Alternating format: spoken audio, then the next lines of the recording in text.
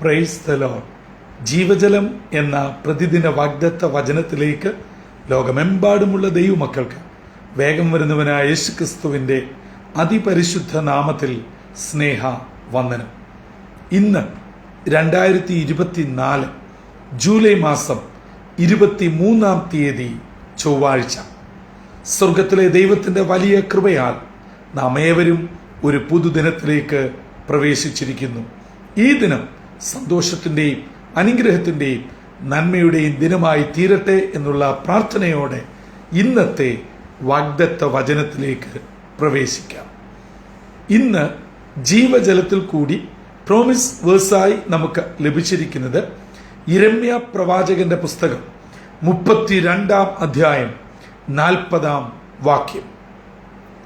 Jeremiah chapter 32 verse 40 നാം ഇങ്ങനെ വായിക്കുന്നു: ഞാൻ അവരെ വിട്ടുപിരിയാതെ അവർക്ക് നന്മ ചെയ്തുകൊണ്ടിരിക്കും എന്നിങ്ങനെ ഞാൻ അവരോട് ഒരു ശാശ്വത നിയമം ചെയ്യും. അവർ എന്നെ വിട്ടുമാറാതിരിപ്പാൻ എങ്കിലുള്ള ഭക്തി ഞാൻ അവരുടെ ഹൃദയത്തിൽ ആക്കും.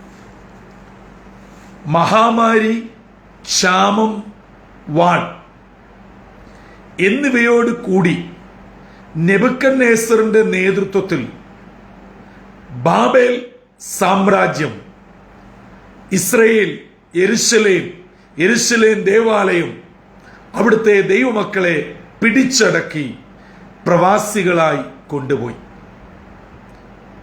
എന്നാൽ ചുറ്റുമുള്ള ജാതീയ രാജ്യങ്ങളും രാജാക്കന്മാരും ഒക്കെ കരുതിയത് ഈ ഇസ്രായേൽ ജനം ആജീവനാന്തം ഈ നിലയിൽ പ്രവാസികളായി മാറുകയും യെരുശലേം ദൈവാലയം ഈ നിലയിൽ തകർക്കപ്പെട്ട് കിടക്കുകയും ദൈവമക്കൾ തങ്ങളുടെ അവകാശ ഭൂമിയിലേക്ക് മടങ്ങി വരികയും ഇല്ല എന്നാണ്.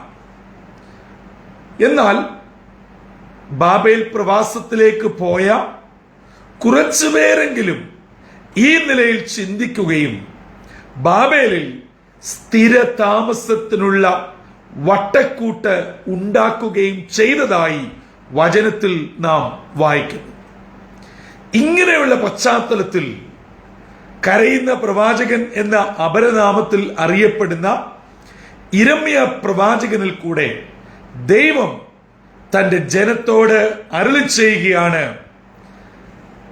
ഈ നിലയിൽ തകർക്കപ്പെട്ട് ഛിന്നഭിന്നമാക്കപ്പെട്ട ഈ രാജ്യത്തേക്ക് എവിടെയെല്ലാം ചിതറിപ്പോയ എന്റെ ജനത്തെ ഞാൻ കൊണ്ടുവരും. ഞാൻ അവരെ മടക്കി വരുത്തും. ഞാൻ അവരെ അനുഗ്രഹിക്കും. ഞാൻ അവർക്ക് വേണ്ടതെല്ലാം നൽകി അവരുടെ ദേശത്ത് അവരെ നന്മയോടെ നിലനിർത്തും. അങ്ങനെ പറഞ്ഞിട്ട് ഇന്നത്തെ വാഗ്ദത്ത വചനത്തിൽ 2 കാര്യം ഓർമ്മപ്പെടുത്തുകയാണ്.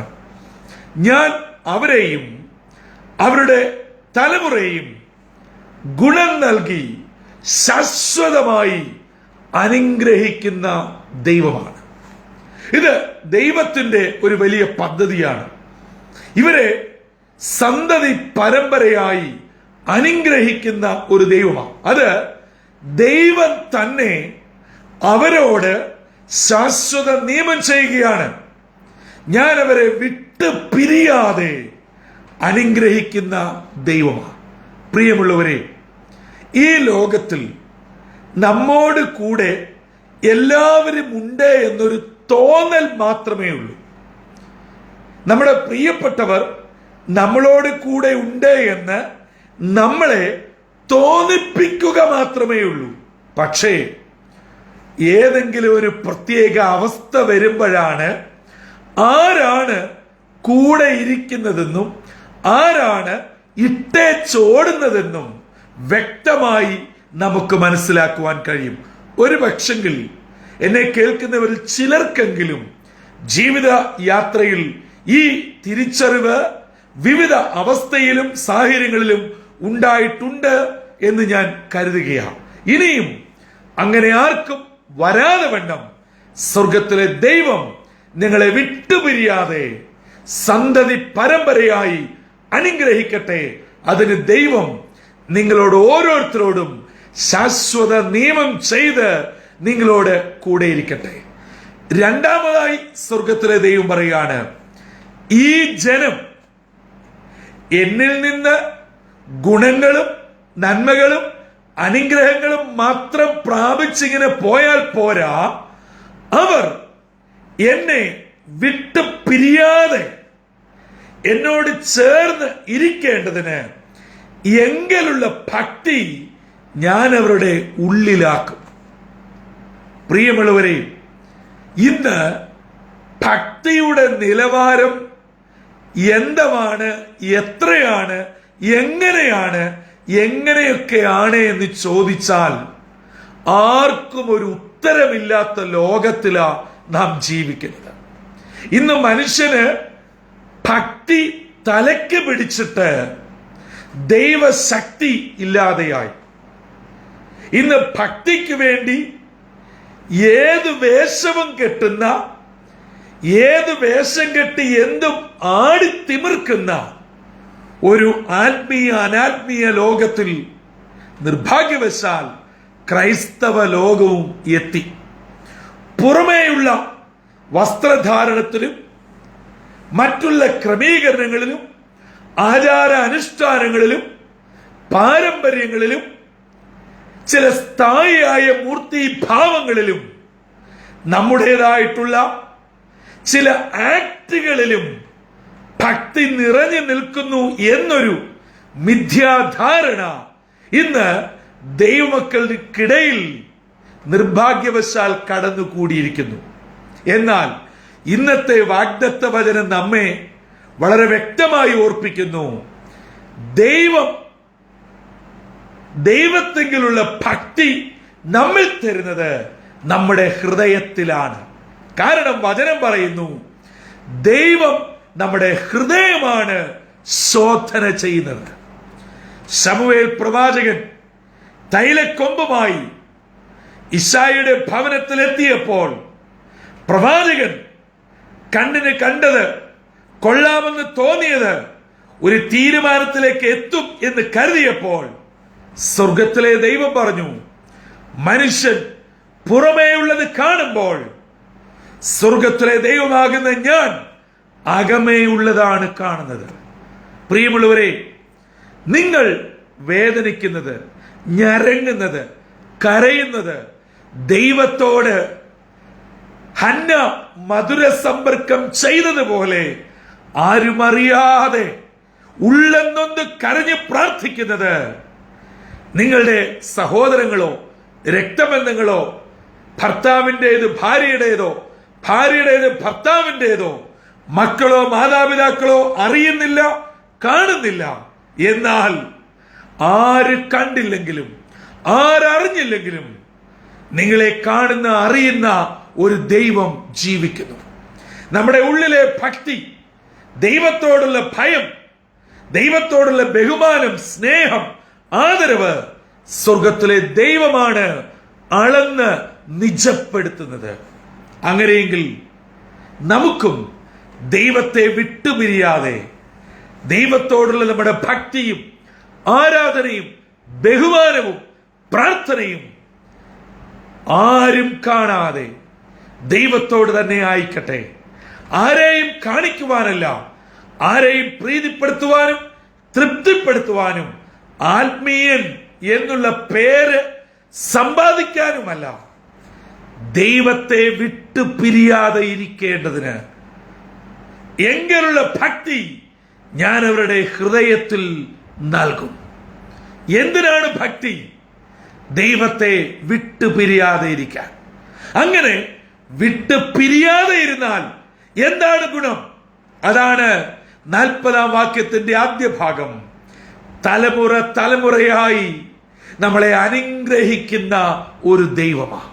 അങ്ങനെയെങ്കിൽ ഈ ചൊവ്വാഴ്ച അതിരാവിലെ ഇന്നത്തേക്കുള്ള വാഗ്ദത്ത വചനം ശ്രവിച്ചുകൊണ്ടിരിക്കുന്ന എന്റെ പ്രിയ ശ്രോതാക്കളെ, ഞാൻ സ്നേഹിക്കുന്ന, എന്നെ സ്നേഹിക്കുന്ന മാതാപിതാക്കളെ, ദൈവമക്കളെ, നിങ്ങളെ തലമുറ തലമുറയായി ദൈവം കൂടെ ഇരുന്ന് അനുഗ്രഹിക്കട്ടെ.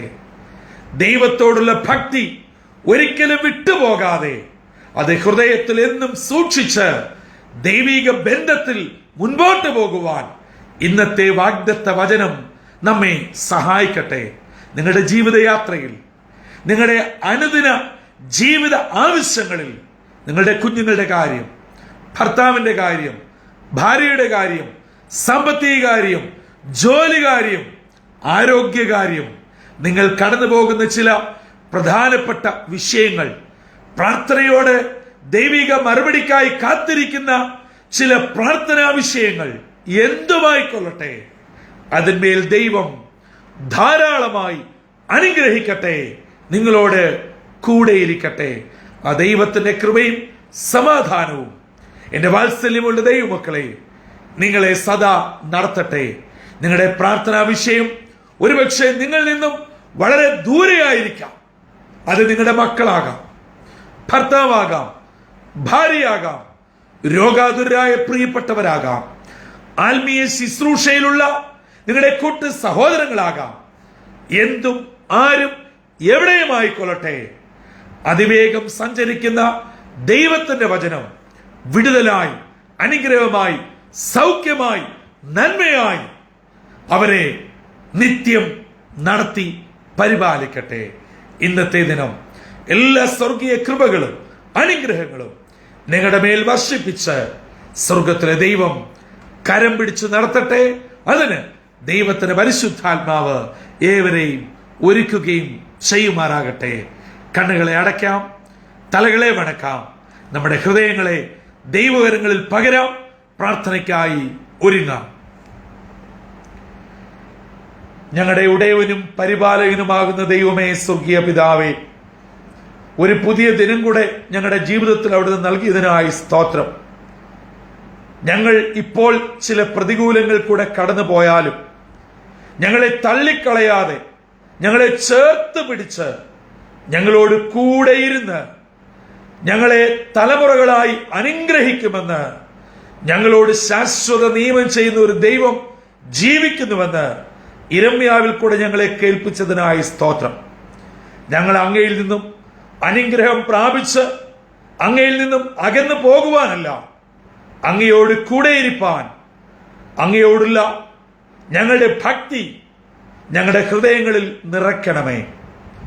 ഒരു കാരണവശാലും അങ്ങയോടുള്ള ഭക്തിയും സ്നേഹവും ആരാധനയും പിശാച് ഞങ്ങളിൽ നിന്നും എടുത്തു കളയുവാൻ ഇടയാകരുത്.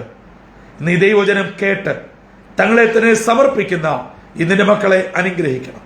ഇന്നത്തെ ദിനം വിടുതലിന്റെയും അനുഗ്രഹത്തിന്റെയും സന്തോഷത്തിന്റെയും ദൈവകൃപയുടെയും ദിനമാക്കി തീർക്കണമെന്ന് യേശു ക്രിസ്തു മൂലം അപേക്ഷിക്കുന്നു. കൃപയോടെ കേൾക്കുമാറാകണമേ. ആമേൻ, ആമേൻ, ആമേൻ. പ്രിയ ദൈവമക്കളെ, ഇന്നത്തെ വാഗ്ദത്ത വചനം നമ്മളേവരെയും ഒരു പുതിയ ആത്മീയ തലത്തിലേക്ക് കൊണ്ടുപോകട്ടെ. അതെ, ദൈവം നമ്മോട് കൂടെയിരുന്ന് നമ്മളെ തലമുറകളായി അനുഗ്രഹിക്കുന്ന ദൈവമാണെന്നും ആ ദൈവം നമ്മളോട് ഒരു ശാശ്വതമായ നിത്യ നിയമം ചെയ്ത് കൂടെ ഇരിക്കുമെന്നും യിരെമ്യാവ് ഉറപ്പ് തരുന്നു. അങ്ങനെയെങ്കിൽ നാമും ദൈവത്തോട് കൂടെ ചേർന്നിരുന്ന് അനുഗ്രഹങ്ങൾ പ്രാപിച്ച് ദൈവിക ഭക്തി പ്രകടനമാക്കാതെ ഉള്ളത്തിൽ ഉൾക്കൊണ്ട് ദൈവരാജ്യത്തിന് വേണ്ടി നിലകൊള്ളുവാൻ സർവശക്തനായ ദൈവം നമ്മെ ഏവരെയും ഇടയാക്കട്ടെ. ഇന്നത്തെ ദിനം സകല നന്മകളും അനുഗ്രഹങ്ങളും ഉയരത്തിൽ നിന്ന് പ്രദാനം ചെയ്ത് ഈ ജീവജലം ശ്രവിക്കുന്ന നിങ്ങളെയും, നിങ്ങളുടെ പ്രാർത്ഥനാ വിഷയങ്ങളെയും, നിങ്ങളുടെ കുടുംബങ്ങളെയും, നിങ്ങളുടെ തലമുറകളെയും ധാരാളമായി അനുഗ്രഹിച്ച് കൃപയാൽ നടത്തട്ടെ. കർത്തൃ ശുശ്രൂഷയിൽ നിങ്ങൾക്കൊപ്പം brother Santhosh Kodukulanji. God bless you all.